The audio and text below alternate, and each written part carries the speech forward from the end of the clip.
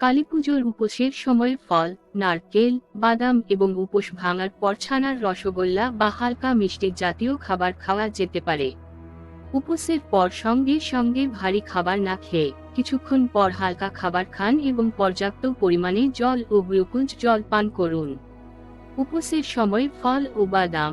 উপোসের সময় ফল, নারকেল, কাজু বাদাম, কাঠবাদাম এবং আখরোট খেতে পারেন। জল, প্রতি 1 ঘন্টা অন্তর অল্প অল্প করে জল পান করুন। ডিটক্স পানীয়, বিভিন্ন ফল কুচি করে কেটে জলে ভিজিয়ে ডিটক্স পানীয় তৈরি করে রাখতে পারেন। উপোস ভাঙার পর হালকা মিষ্টি।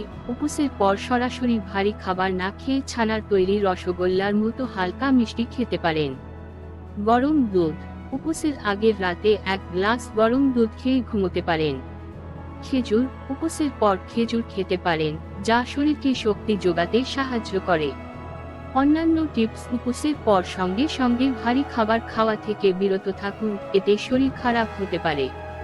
মদ্যপান থেকে দূরে থাকুন, বিশেষ করে যখন সারা রাত জেগে থাকতে হয়। উপোস ভাঙার পর শরীরকে সুস্থ রাখতে পর্যাপ্ত পরিমাণে জল পান করা জরুরি।